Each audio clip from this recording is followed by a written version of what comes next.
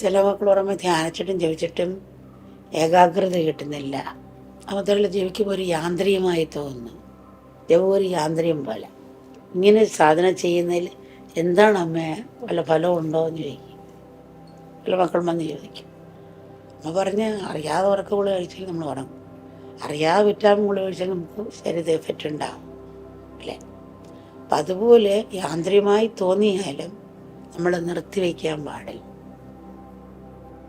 ഓർക്കുമ്പോഴേക്കും ഓർത്ത് ജപിക്കുക, യാന്ത്രികമായാലും ചെയ്യുക, അതിൻ്റെ ഗുണം ഉണ്ടാകും. അത് നിർത്തിവെക്കരുത്.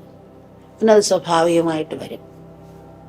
എപ്പോഴും വിശപ്പ് ദാഹം വരത്തില്ല നമുക്ക്. എന്നും പറഞ്ഞു ഡോക്ടർ വെള്ളം കുടിക്കണമെന്ന് പറഞ്ഞാൽ നമ്മൾ ദാഹമില്ല വെള്ളം കുടിക്കും.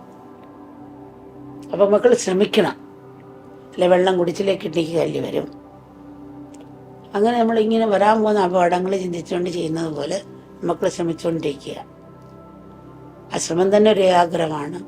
യാന്ത്രികമായാലും വിടാൻ പാടില്ല. പല 90% കാര്യങ്ങളും ഇഷ്ടപ്പെട്ടും അല്ല ചെയ്യുന്നത്. ജോലിക്ക് ഇഷ്ടമില്ല പോകാൻ, പഠിക്കാൻ ഇഷ്ടമുണ്ടായിട്ടല്ല, ജില്ലയിൽ ജീവിക്കാൻ പറ്റത്തില്ലെന്ന് വെച്ച് നമ്മൾ പോകുന്നതാണ്. അവർ കൊളസ്ട്രോൾ ഉള്ള ഒരാൾ, അവർ ഇഷ്ടമില്ല നടക്കാൻ, എന്നാലും അവരെ ഓടിക്കുക നടക്കും. അപ്പം അതുകൊണ്ട് കുറച്ച് കൊളസ്ട്രോൾ കുറഞ്ഞു കിട്ടുന്നുണ്ട്. ഇഷ്ടമില്ലാണ്ട് കൊളസ്ട്രോൾ കുറയുന്നില്ല. പാരമ്പര്യമായിട്ടുള്ളവർക്ക് കുറച്ച് മരുന്നും കഴിക്കണം. പക്ഷെ തുടക്കത്തെ അറിയുന്നവരെയൊക്കെ അമ്മ നടക്കാൻ ഇഷ്ടമില്ല ഓടാ പറഞ്ഞ് ഷുഗറുള്ളവരെ അങ്ങനെ ഓടിച്ച് പിന്നെ അത് നോർമലാക്കി വയ്ക്കാറുണ്ട്. നമ്മളെ ഒരു ചിട്ട വെച്ച് തന്നെ ധ്യാനിക്കണം. അപ്പോൾ നമ്മൾ ഏകാഗ്രത കിട്ടിയില്ലെങ്കിൽ നമ്മൾ ശ്രമിക്കുക. 1 മണിക്കൂർ ശ്രമിച്ചാൽ 10 മിനിറ്റോ 5 മിനിറ്റ് കിട്ടത്തുള്ളൂ ചിലപ്പം. അതൊരു ഡിപ്പോസിറ്റിയായി രക്തമായോ സ്വർണമായി തന്നെ നമ്മളിൽ കിടക്കും. അത് നല്ല കാര്യങ്ങൾ ചെയ്യുക, നല്ലത് പറയുക. അതൊരു ഫെർഫി ഫാക്ടറി പോകുന്നതാണ്. ഫെർട്ടിയിൽ നമ്മൾ എത്താൻ തന്നെ മണം വരും. ഭക്ഷണം കഴിക്കാൻ ഇഷ്ടമില്ലെങ്കിലും ഭക്ഷണം കഴിക്കുന്നത് കൊണ്ട് ശരീരത്തിലുണ്ടാവുമല്ലോ. അപ്പം അതുപോലെ സാധനയും ഒരു ഗുണമുള്ളതാണ് എന്ന് പറയുകയാണ്. സാധാരണ പുറത്തെ കർമ്മം എന്നാൽ ഒരു വിത്തിട്ട് അത് കിളിച്ചില്ലെങ്കിൽ പിന്നെ വേറൊരു വിത്തിടണം. ധ്യാനവും ജപവും അങ്ങനെയല്ല. ചില 5 വിഷയം ഉണ്ടെങ്കിൽ 4 വിഷയം ജയിച്ച് പിന്നെ ഒരു വിഷയം എഴുതിയാൽ മതി.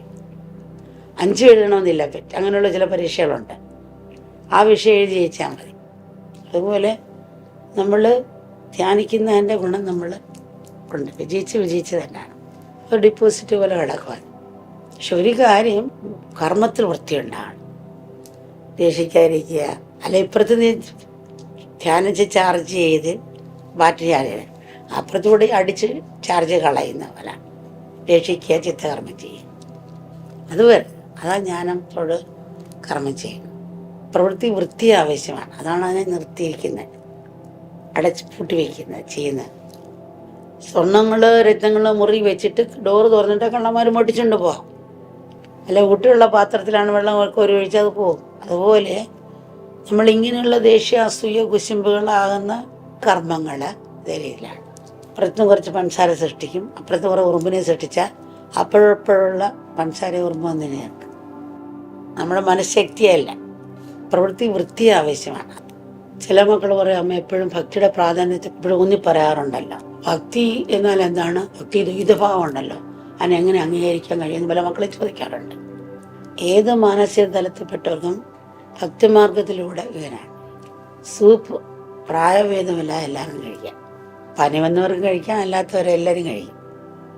അതുപോലെ ഭക്തിമാർഗം ഏതൊരാൾക്കും സ്വീകരിക്കാവുന്നതാണ്. ഭക്തിയിൽ പ്രേമമെന്ന ഒരൊറ്റ തലം മാത്രമേ ഉള്ളൂ.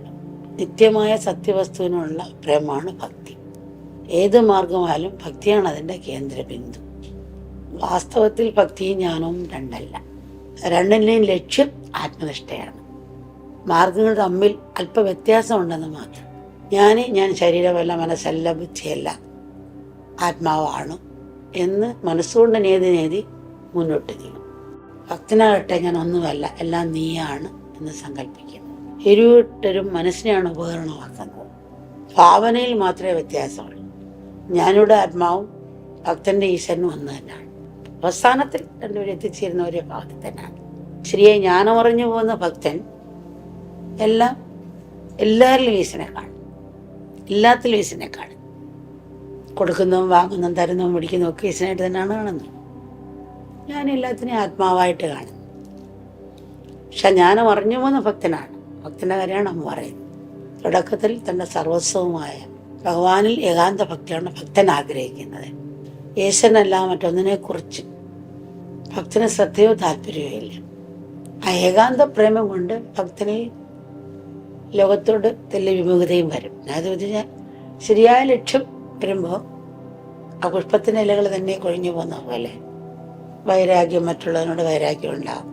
പൂർണ്ണത വരുമ്പോൾ എല്ലാത്തിനും ഈശ്വരനെ കാണുന്നുണ്ട്. ജ്ഞാനം മനസ്സിലാക്കി തന്നെയാണ് ഭക്തനും വിളിക്കുന്നത്. പ്രാർത്ഥന ഒരു നേതിലാണ്, തന്നെ അപ്പുറമായ ഒരു ഈശ്വരനില്ല, തന്നിലുള്ള ഈശ്വരനെ ഉണർത്തലാണ്.